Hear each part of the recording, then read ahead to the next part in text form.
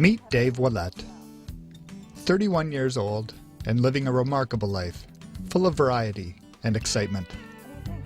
A life that he directs, a life that's his. While Dave undoubtedly has accomplished a great deal in his life, what's most interesting is just how rare it is for others with similar disabilities to have a life like his. Take away his flexible funding and his ability to direct his life, and the results are predictable.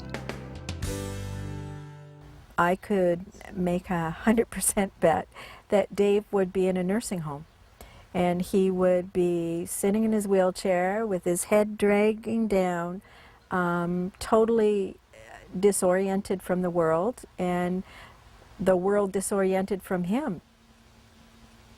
It's not a pleasant way to live. It's a very routine and programmed life. It's 4 o'clock, so everybody has to line up for dinner, and it's 5 o'clock, everybody has to have dinner, and it's 6 o'clock, everybody has to wash up, and it's 7 o'clock, and everybody has to get ready for bed. So, you know, that kind of a horrific deadline schedule would drive Dave crazy. But Dave doesn't live a routine life. He, like many of us living independently, makes decisions on his life himself. While making routine decisions, when to get up, what to eat, and what to do, are important, it's critical to have a say in the major decisions affecting your life. This is the essence of person-directed living.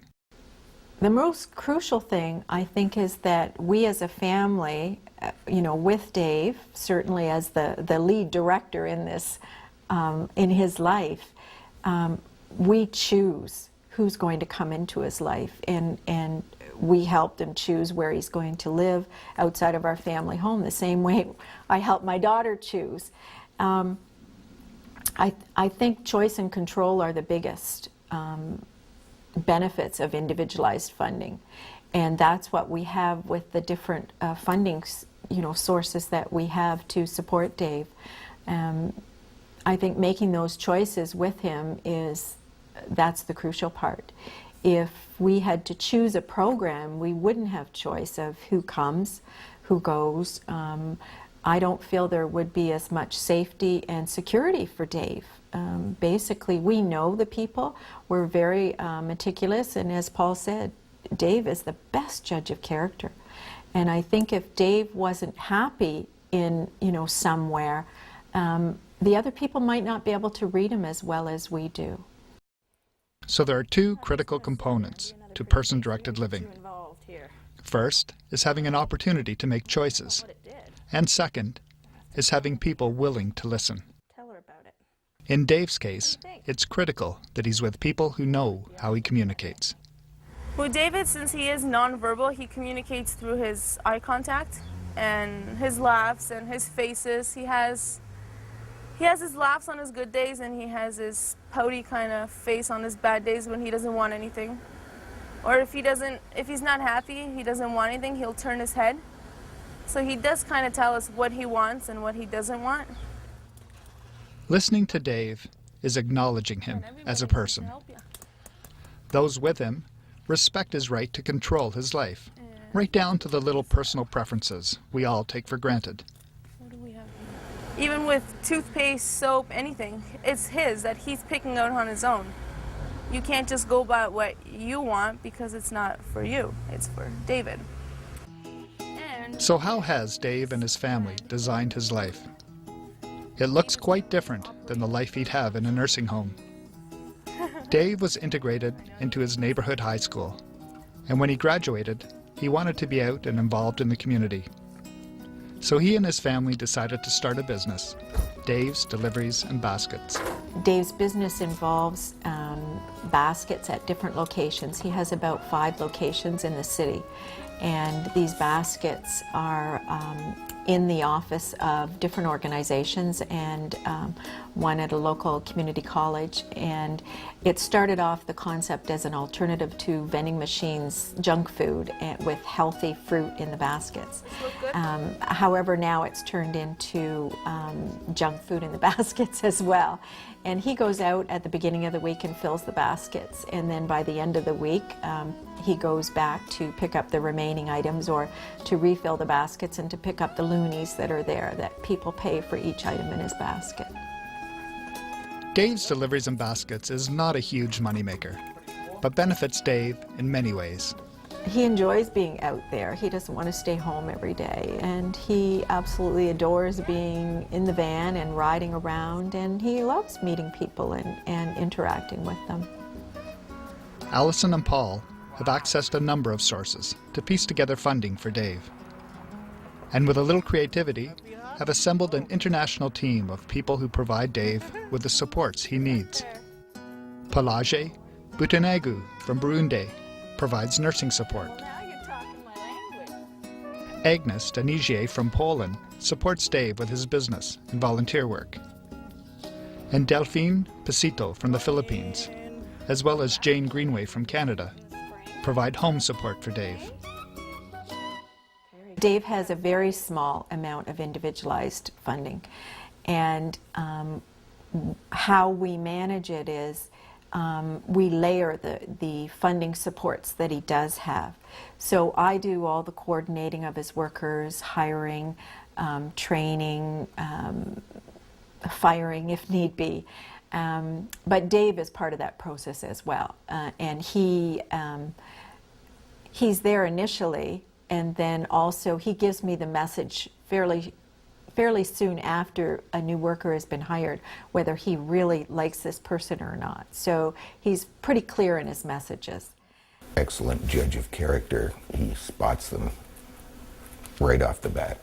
Just no question about it. This is a go, this is a no-go. Good or bad. And excellent judge of character. Where is that, David? So with a great support team in place, and a small business that keeps him active and involved in the community, Dave had his own ideas about what he wanted next. It was time for him to get his own place. Dave had been giving me that message for a while, and obviously I wasn't hearing it. Whenever I would go in his room and his support worker was there, he would give me the evil eye, and then he would start yelling at me. He doesn't communicate with words. His body language is how he communicates, and he would yell at me. And finally I caught on to the message. He was saying, okay, get out. My worker is here with me. We want to spend time together, so, you know, back off. So that message became very clear and moved us to look at Dave getting a place of his own. Paul and Alison found a small bungalow that was easy to renovate and customized it for Dave. They opened up some of the doorways and installed hardwood flooring for his wheelchair. They installed a ramp and a lift in his bedroom and decorated the house in a style that was suitable for a single guy. While Dave doesn't receive enough funding for 24-hour support, he has had several people provide night support in lieu of rent. It's a creative solution that's a win-win for all involved. To date, Dave has been in his home for 4 years, and in his own way has made it known he's thrilled with the situation. It's very strange because when he was living here the last 5-7 years, when we'd bring him home, we couldn't bring him out of the car because he would just be angry as hell, okay? He just didn't want to come in here. And even to this day, when we bring him over here, we have to leave him in the car to calm down because he knows he's back at home. And maybe in his mind he thinks he's going to stick around here for a while. So, but when you bring him back to his house, not a peep out of him, he smiles, just glad to get home. He's king of his castle there, and he knows it. We do his stretches. Well, it seems everything has fallen into place for Dave. His life and the opportunities he's enjoying are the result of a lot of hard work by Alison and Paul. They're continually sourcing new funding options. They're managing and coordinating Dave's workers, and they're aware of everything that goes on in his life. While it's a great deal of work, helping Dave establish a full life now in a home he owns will go a long way to ensuring he has a good life for many years to come. I believe any family can do it. You know, you need to look at your family and friends who are there to support you and invite them into help. I know we've been very fortunate. We have great brothers and sisters and supports in Windsor, and all we have to do is ask them. Sometimes it takes courage to ask over and over again, but they're always ready and willing. So I think that's really the focus that I think other families have to look at is start asking the other people in your life, because they really do want to help.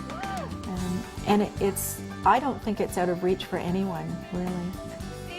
What do you think? It's raining, buddy. Yay!